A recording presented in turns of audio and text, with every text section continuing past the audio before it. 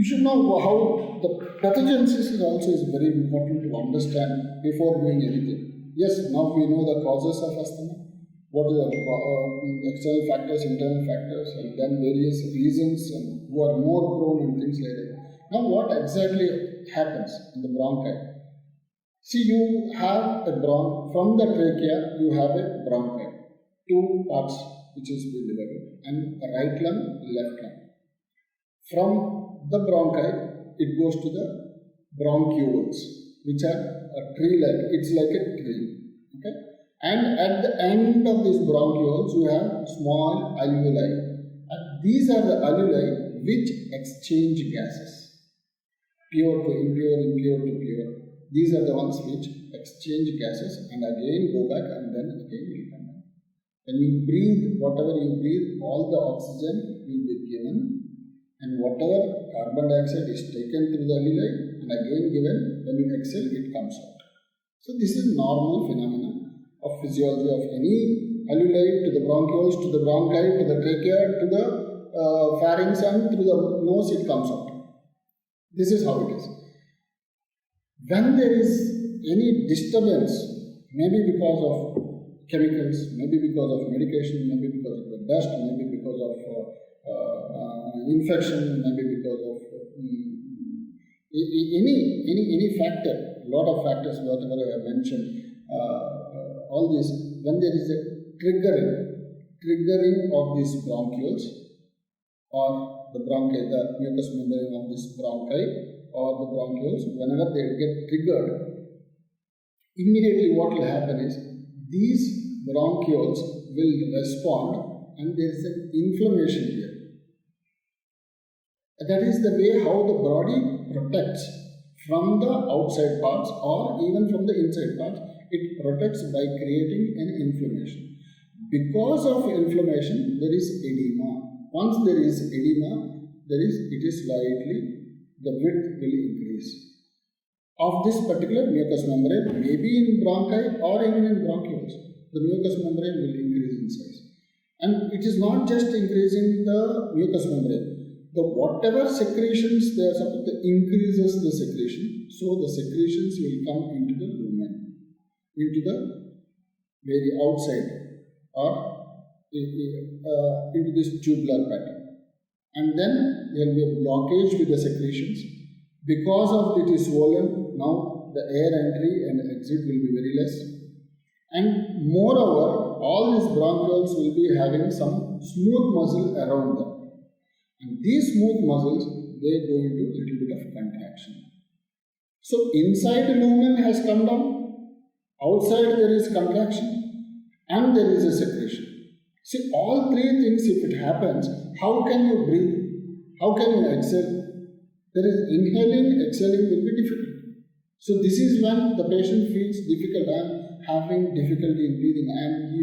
He's panting. He's having breathlessness. So that is what happens when there is a pollen goes inside bronchioles. A dust particle goes inside the bronchioles. Now the bronchi will get the dust particle settles there. Immediately this part of the mucous membrane will react. It will try to protect this area. It evokes inflammation. Once it evokes inflammation, because of inflammation there is edema. Now because of edema the lumen becomes small. And because of this contraction of this smooth muscle, still smaller. Upon that, you have secretions around this which will block this. So this is what happens. That decreases the caliber of this particular thing. If you look at the slides here, see the lumen which is normal, good. This is what is the mucous membrane, and these dots are the your muscle. And this is the lumen, internal lumen, and here is your smooth muscle. You see this? And now when there is an inflammation like this, now the entire thing goes, it becomes very narrow. And can you see this white part? This is a secretion. This is a secretion. And because of the inflammation, there is a lot of edema in the bronchioles and the smooth muscle. See this smooth muscle.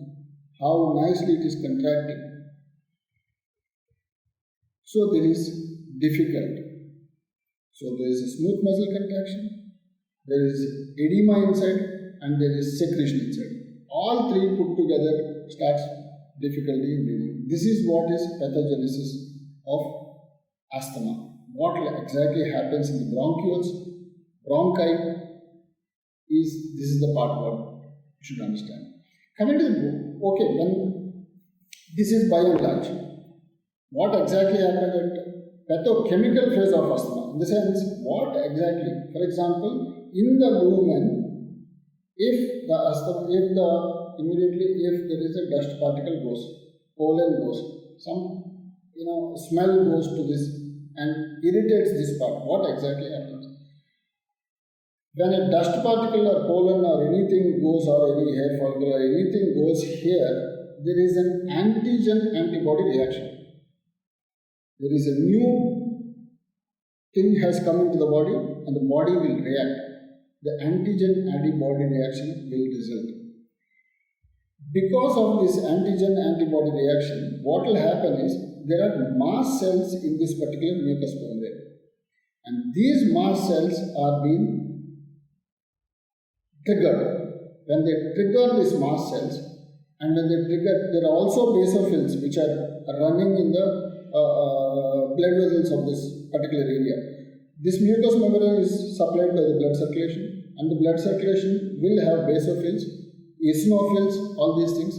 They also are triggered. The mast cells which are present in the mucous membrane, the basophils, eosinophils which are present in and around the capillaries or small blood vessels, they are also triggered. Once they are all triggered, they are burst and open. They are burst open. In the sense, they get triggered, they open up. They open up like this. And whatever the content within this mast cell, whatever the contents within the eosinophils, basophils, they are all released into the bloodstream and they are all released into the mucous membrane.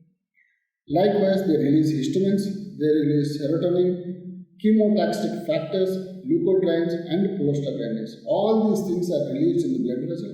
All these things are released in the mucous membrane, which leads to, for example, histamine. Histamine it is the one which causes constriction of the smooth muscles. It causes, there's increased secretions and things like that. And then this, all these chemotaxis factors and leukotrienes will cause more amount of inflammation. If there is more amount of inflammation, there is a lot of edema, and then that's how the lumen reduces.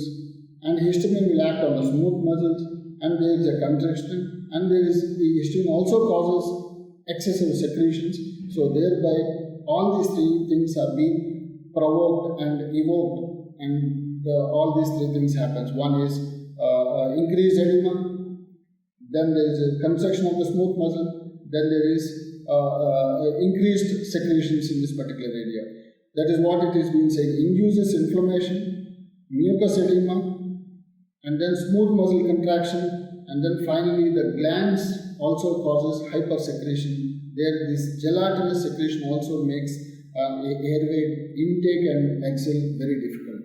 So this also happens in this particular. So this is what it is. Pathogenesis and pathochemical phases of asthma. If you look at that particular level, this is how you should understand, and this is what it is to create or to cause an asthma.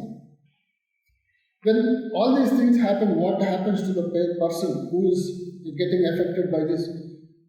All these things, for example, pathogenesis and pathochemical factors are happening and things like that, the person will suffer. And what are the symptoms? What you see and say that he is having an asthmatic attack. First thing is wheezing, in the sense difficult, because once the lumen becomes narrow, the air going inside, going outside, going inside and coming outside, there is something like a small wheezing. If it is a big one, it goes and comes, there is no problem. But as it constricts, there is some amount of difficulty in entry, so there is some amount of wheezing sound. So that can be heard. Then there is dyspnea, difficulty in breathing. Then patient starts getting cough because of irritation from soft tissues. There is a tightness of chest because all these things are filled with edema. All these things are constricted with the smooth muscle. There is mucus secretion. That means there is some amount of filling tightness in the chest, and your air also is unable to enter. Because of all this, body is trying to fight. Because the body is trying to fight, there is excess work that leads to rapid pulse, and there is a prolonged expiration. In the sense, you try to remove maximum so that you can inhale properly. So there is a prolonged expiration. There are secretions. Sometimes there are secretions which you take out these secretions which are gelatinous, which are mucus, thick secretions which are taken out, which are seen in these particular conditions, because these secretions are being given by the hyperactive out of the glands or from the mucous membrane of the bronchi and bronchioles. There is a lot of secretions. These secretions also will come out. So all these things can be seen in patients with asthmatic attack. The first thing is you see a wheeze, you see difficulty in breathing, you see cough, chest tightness, a rapid pulse, prolonged expirations, and there is gelatinous or a thick secretions which are coming out when they cough and things like that. So these things are the clinical presentation of this asthma. Diagnostic aspects. When you come to diagnostic aspects, one of the most important aspects in this, predominantly this is a clinical study. Clinical features. With the clinical features, you can diagnose as predominantly as asthma. But then you can also have some other aids which can confirm your diagnosis, or you can see how severe is this particular condition, as well as, for example, spirometer. It's an apparatus which measures both inspiratory and expiratory volume of the air in the lungs. So by this, you can compare the normal and the abnormal, and accordingly you can treat. This is how you see it. In the sense, during the asthmatic attack, you check. Now over, you have done the treatment, the patient asthma has come down spontaneously or with treatment. Afterwards, again, use a spirometer and check. See, during the attack and after the attack, what are the value?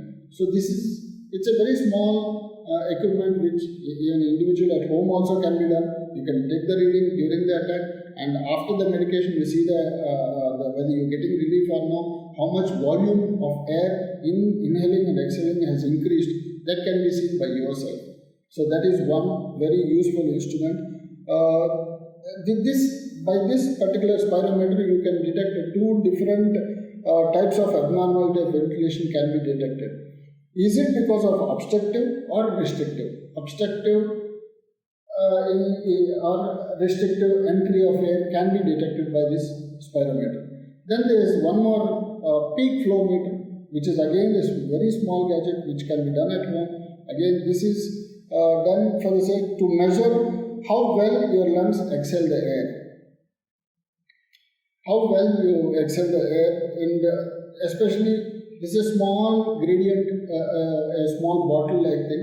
You exhale forcefully. They are green, yellow, and red.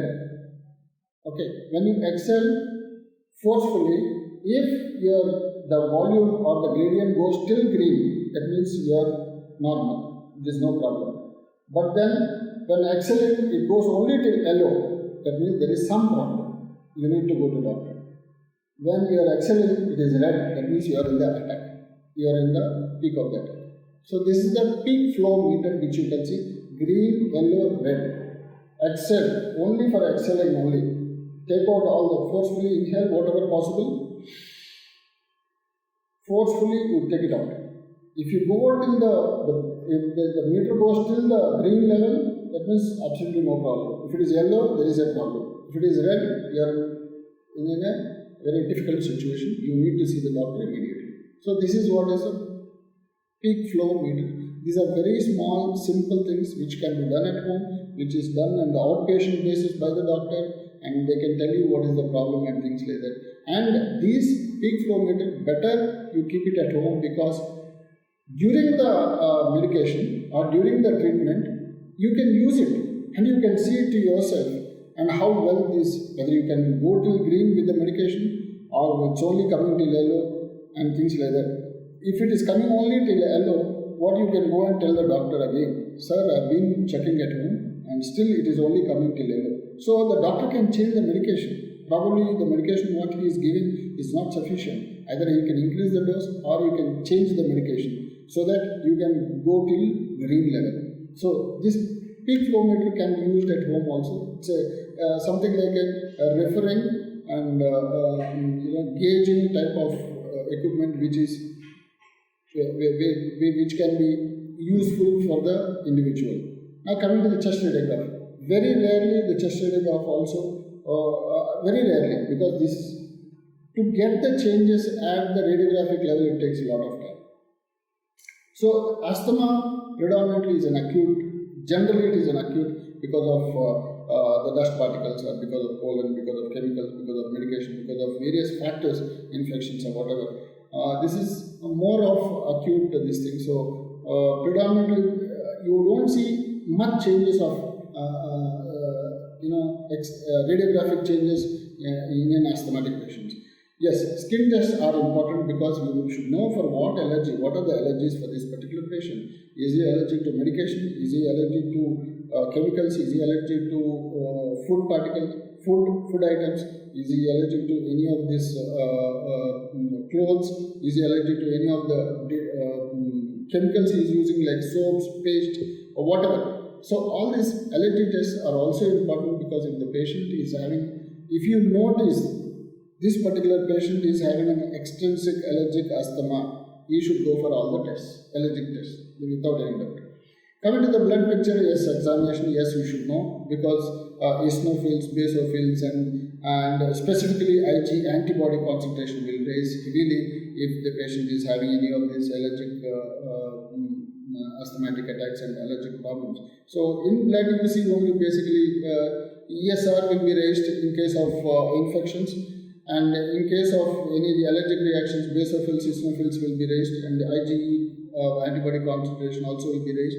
So these things are also important, but predominantly asthma is a clinical identity which you can diagnose from clinical picture. One, spirometry, peak flowmetry are very useful for the patient and which can be done at home itself, and it's a reference point and it gives very good indices to the doctor to modulate their dosage to this particular patient. Yes, chest x-ray is not very relevant, very rare cases we can, but not relevant. Skin tests are important, especially when case of allergic reactions and things like that. Blood examination, yes, to some extent. Coming to the differentiation between, people should differentiate. When the patient comes and coughs and things like that, immediately you should at least few things you should differentiate from asthma to the COPD. COPD, chronic obstructive pulmonary disease. The asthma is generally reversible. You should ask the patient, is it reversible? You keep getting and going and because of medication, non-medication and things like that. You should ask.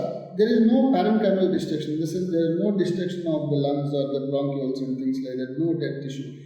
But whereas in COPD, there is a tissue destruction is seen. So in such conditions, you can see the X-ray findings in COPD, but whereas in asthma, you don't see any X-ray findings. Eosinophils and T-phils are elevated in case of T-cell lymphocytes are elevated in case of asthma if you go for a blood examination, but whereas in case of COPD, it is neutrophils and are predominantly very high because they are trying to defend your body. This is the first line of defense. These cells are much more in COPD than in asthma. And asthma responds very well with the steroids, and there is less response with the steroids because it is not just inflammation, it is there is some amount of difficulty, because of smoking or very other aspects there is a problem. So it is not just the steroids which is going to help us, and maybe you need other medications also with COPD, and whereas asthma responds extremely well with the steroids.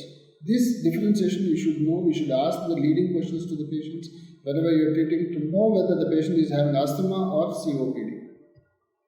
Coming to the management aspect. See, though we are a dental surgeon, maxillofacial surgeons, we are not going to treat any of these conditions, but we should have a fair idea about these particular conditions because we will be dealing with the manual surgical procedures, major oral surgical procedures, or a simple external like extractions and things like that. But we should know the medical status of these particular conditions because we should estimate whether we should do this case or not do this, or at least postpone the case. So for that purpose we should know, and we also should know we should educate the patient. One of the most important things is we should educate the patient how severe is this particular condition and how relevant is this particular condition to your procedure, what you want to do. You have to explain. You can't say just, no, you have asthma, I won't do it. No, you should explain, educate the patient why you differ doing the procedure during this particular condition. And then you also should explain you have to control this, maybe because of the environment control and things like that. And the patient also has to evaluate. You also have to evaluate, patient has to evaluate how serious is this condition, how frequent is this condition, what is the medication he is taking, is it increasing the dose, decreasing the dose, all those things. And then emotional support. It's not that asthma he has means he should, it's not that it's a grave disease and he should have any psychological stress and depression and things like that. No, asthma is a very simple reversible disease, can be cured even without medication. So the emotional support also has to be given to the patient. It's not that we are not doing the procedure because of asthma, patient should not go into any depression. No, that emotional support should be there, and then you also have to have a regular follow-up. These are the things which we talk to the patient, educate the patient, create awareness about the patient, about the condition what he has and the procedure what we are planning to do. But when it comes to medication, though we are not going to prescribe any of the medication, once we identify and explain to the patient, we have to refer to the patient to the pulmonologist or a physician. But basic idea of what medication he is taking is very important, because tomorrow if we are writing any medication, we should see that these medication and our medication should not have any hindrance or any disturbance creating to the body, or it should not aggravate this particular condition. So as the synonym says is asthma, A for adrenergic, beta 2 adrenoreceptor agonists are there, which the common things is salbutamol, which you all know very well. Albuterol also is very commonly used, and then S for steroids, and T for theophylline, and H for hydration. In the sense patient has to be hydrated, in the sense in the form of IV fluids or something like that. M for mask, to avoid any of this dust or any of the pollution or any of these external factors having affected to this. And finally, some of the anticholinergic also can be used to treat in the treatment of asthma. But nevertheless, one thing is very clear, we are not going to treat, we are not going to prescribe any of those things except asking the patient to wear a mask. That is one thing which we are going to tell very clearly. And we tell, if the patient is in the active phase, refer to the pulmonologist. Explaining, educating and evaluating and giving additional support is only our job, but not prescription of medication. A global initiative for asthma. It's a wonderful organization which is called as GINA, which has been very well recognized all over the world. There's an organization like this which is called Global Initiative of Asthma, and they have given these guidelines. What exactly when you see an asthmatic patient, first educate and make the patient understand. Then assess and monitor the asthma severity and measure the lung functioning. That can be done with spirometer or peak flow meter also can be done. Simple these things. Avoid exposure to risk factors, in the sense any of these extrinsic factors. Established tailor-made plans for the individuals. That is done by a pulmonologist or a physician, because tailor-made plans in the sense the medication what you are writing for individual purpose, individual patient, for his condition, for his age, for his weight, body weight, those tailor-made plans have to be given to the individual, and regular follow-up care is very, very important. All these things you explain to the patient and send him to the pulmonologist or a physician. Coming to the medications used, you all know there are a lot of medications used in asthma. This is only for you to have what are the medications. But mind you, none of us, we are not writing the medication, and neither you prescribe any of this medication. This is exclusively for you to have the knowledge, basic knowledge about this medication. That's it. And how these medications and our medications will have any effect while prescribing any of our medication. With this medication, is there any effect? To know, for that only, for that particular knowledge, you should know what are the medication. But other than that, we are not going to prescribe any of these medications. So what is the problem here? Bronchodilate. Because bronchioles are constricted, you want to give bronchodilators.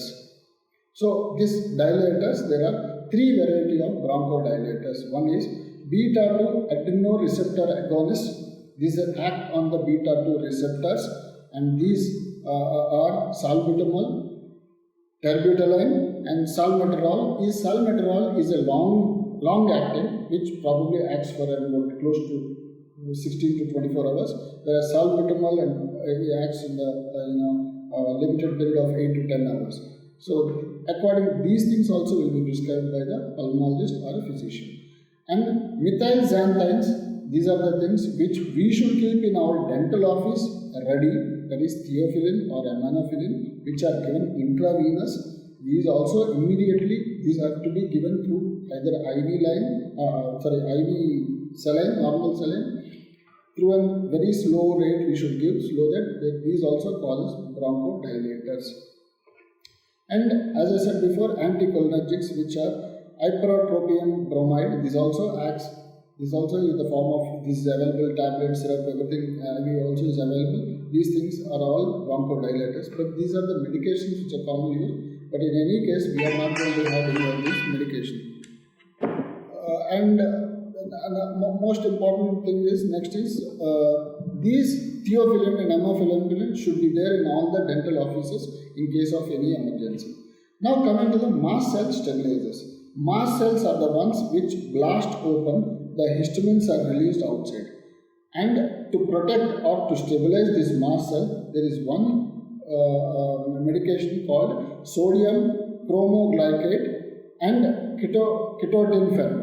These are the two things which are used to stabilize the mast cells so that they don't break open and they don't release histamine, serotonin, and all those things will not be released. Chemotoxic factors are not released in the bloodstream, so that there is no edema and things like that, so that there is no inflammatory reaction there, so that there is no bronchoconstriction and things like that. Then comes to anti-inflammatories. Yes, steroids are the more. NSAIDs we do not use, the reason I will tell you later, but anti-inflammatories like steroids are used, especially the inhalation steroids.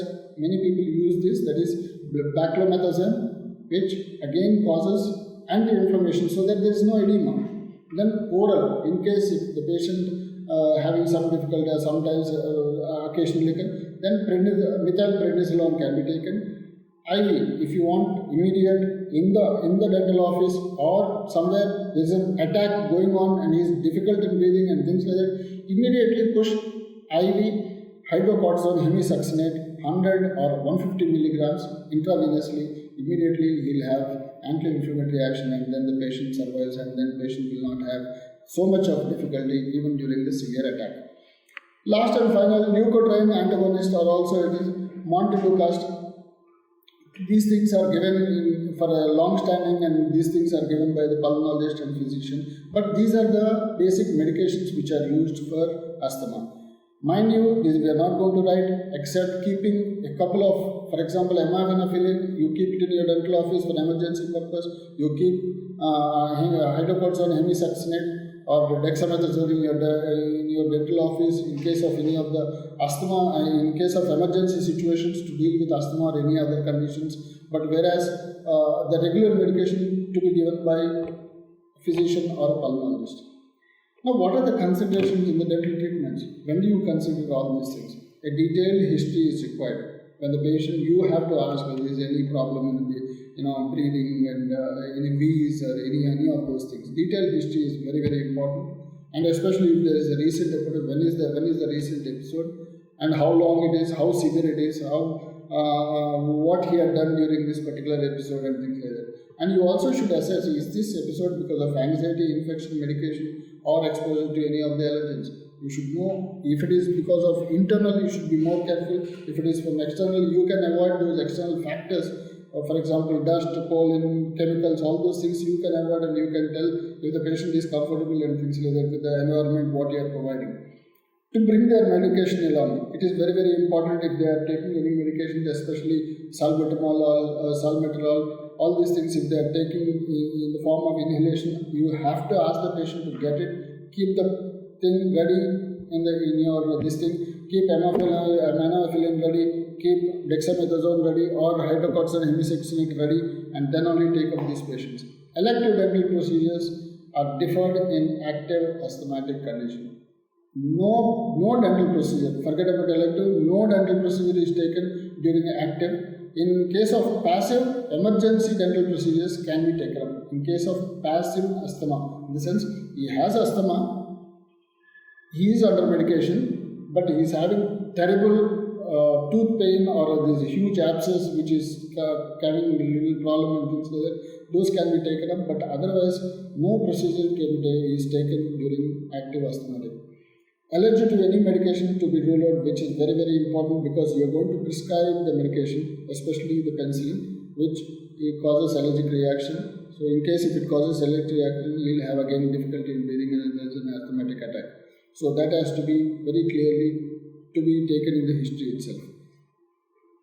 And asthma and medications used in dentistry or under general anesthesia, what aspirin or any of the NSAIDs do not be prescribed during asthma because they precipitate the condition.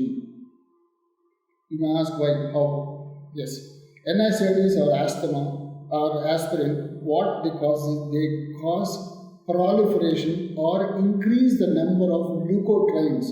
Leukotrienes causes a lot of inflammation. Already patient is having an asthmatic attack previously, so he is under any small reaction, inflammatory reaction. Immediately there is a chance for the asthma to trigger. So when there is an increased amount of leukotrienes, definitely there is an increased amount of inflammation. When there is inflammation, immediately there is a triggering point for the asthma to occur. So NSAIDs are not prescribed when the patient says asthma. Plain paracetamol, that too only in a limited dose, can be prescribed. Occasionally, the sulfides used in the LA solution also can precipitate this particular condition.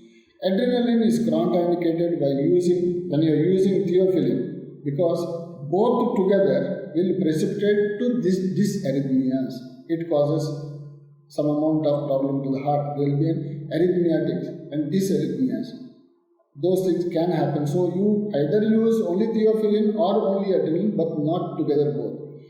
Adrenaline also causes dysarrhythmia. Alone adrenaline also can cause dysarrhythmias with beta blockers. Beta blockers are the ones which I mentioned earlier. Use of ciprofloxacin, erythromycin, clindamycin, clarithromycin needs a caution because of various other chelating effects and other things, these also can cause some amount of disturbance. Under GA, sedatives are avoided because already there is a respiratory distress. And because of this respiratory distress, again if you give sedations, then it is like precipitating the respiratory failure. Already there is a respiratory distress because of asthma and you are giving sedatives. So the respiratory becomes more and more, it can go into more depression and it can go into respiratory failure. So GA is better avoided because of hypoxia and hypercapnia. Hypercapnia has increased amount of oxygen, increased amount of carbon dioxide in the body. Halothane, fluorothane, sevofluracin are preferred in case if it is mandatory, you have to do it and things like that. Then halothane, isoflurane and sevoflurane and these are the anesthetic drugs which can be used. Drugs used causing asthma release are strictly avoided like morphine, opioids, methotrexate. These are the drugs which causes release of histamines which you should never use whenever you want to do any procedure with general anesthesia. Effects of anti-asthmatic medication. When the patient is taking medication, what all things can be caused in the oral cavity? Beta-2 agonist, beta-2 adrenoreceptor agonist and hyperotropium bromide can cause dryness of the mouth. That causes dryness of the mouth, so there can be more amount of caries and things like that. Anti-asthmatics lower the pH, the salivary pH is lowered. So then it's more of acidic and things like that. And periodontal inflammation is more in case of asthmatics because of the use of this particular medication. Corticosteroid inhalations, as I said, inhalations of corticosteroids can cause pharyngeal or oral thrush. In the sense there is some amount of oral, more than oral, there is a pharyngitis, or because of this particular fumes in this particular throat region. After the use of this particular thing, there is a high incidence of infection, and because of that, there is a pharyngeal or oral thrush. In case if asthma occurs for some reason in the dental chair, how do you manage? First thing is stop your procedure. Stop anything. Then reassure the patient. Reassure the patient that nothing is going to happen. You take it easy. Maybe because of some chemical, maybe because of spirit, maybe because of the apprehension, anxiety, stress, and all those things you are getting. But please cool down. We'll remove all the instruments, remove everything, all that, stop the procedure. And never make the patient flat because breathing becomes difficult. So it has to be upright position. And supplement with oxygen if better to have an oxygen cylinder. Immediately put the mask, and then if the patient is having difficulty in breathing and things like that, apply the oxygen. Administer anti-asthmatic like salbutamol or terbutaline nebulizers if you have any. Otherwise, if you have any of the emergency medicines like aminophylline or even corticosteroids, immediately give IV hydrocortisone hemisaxinate 100 milligrams to this particular patient. As I said, hydrocortisone hemisaxinate 150 milligrams. If no response within 3 to 4 minutes, then IV salbutamol or IM adrenaline 0.5 milligrams are given in concentration of 1:1000. All these things simultaneously can be done, and you have to observe the patient, stop the procedure, reassure the patient, put it in proper position. And finally, if still the patient is having some difficulty, call the ambulance and call your physician, call the pulmonologist, make everything ready in the hospital, and you go along with the patient to the hospital in the ambulance with all this, taking all these necessary steps during the travel or shifting from your clinic to the hospital. Take home message is asthma is not really a preventable disease in the sense it comes and goes, sometimes without even medication it comes and goes. Care and precaution from allergens and medication is very important. Underlying stress should be controlled. It's not that you take a lot of stress mentally and physically and then suffer with these particular attacks. And carry medication always if you have anything, if you have any doubt, and especially in the winter season, it is mandatory you carry, just like how you carry your cell phone, you have to carry this medication. Use face mask, yes, definitely. Now with the things going around, at least next, I don't see next 1 decade, we can't go out without using any mask and things like that. And avoid smoking or going into the smoking regions, and avoid the upper respiratory tract infections because infections also can trigger the asthmatic attacks. So this is what is take home message. The last but not least, asthma and COVID. Right now, the burning issue is COVID. Everybody knows the COVID these are the viruses which attacks the respiratory mucosa. And so, if this particular mucosa is attacked, and if the patient is having asthma, so there is a beautiful article which is given in the National Jewish Health Journal in May 2020. It's important for asthma sufferers to know that they are not at high risk of contracting with coronavirus. Even if the coronavirus attacks to the asthma attacks, there is not going to be high risk. However, people with asthma need to be specially diligent in protecting themselves from the virus. Yes, they need to protect from the virus because two things at a time. One side asthma and the other side virus, both attacking only the respiratory system. Sometimes, if the patient is having other comorbidities like diabetes, immunosuppression, and all these things, then they will suffer with this particular condition. It is vital for patients with asthma to reduce airway inflammation and minimize the risk of exacerbations as much as possible. That means your asthmatic attacks, your asthmatic problem also, you should keep under control so that you will not have two things at a time and then suffer more. This is what it is being said by the National Jewish Health Journal. Now, WHO in the month of April 2021 has said whether asthma increases the risk of infection or severe outcomes from COVID-19 remains unclear. It is not clear because of asthma and COVID, this coronavirus together, still it is not clear that there is any severe outcomes. Is it clear? Systematic reviews do not detect a clear increase in risk.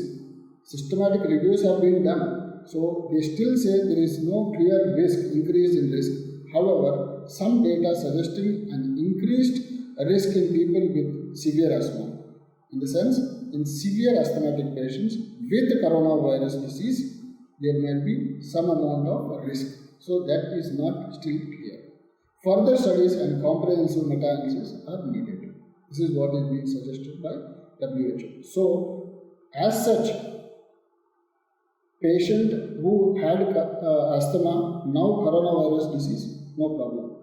But the patient who is having asthma right now and coronavirus together should be at most careful. If the patient is having asthma, coronavirus and diabetes or some immune problem, they are at the high risk.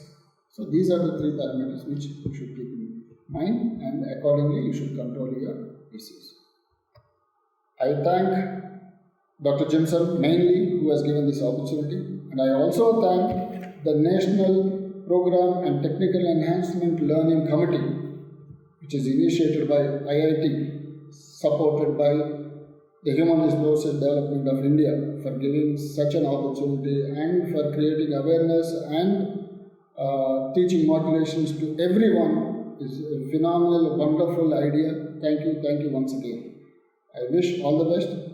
And the person whom you see there is my teacher. Because of him, whom I am now, and what I am, and what I can do to the others is all because of him. Thank you, sir. Thank you, everyone. Thank you.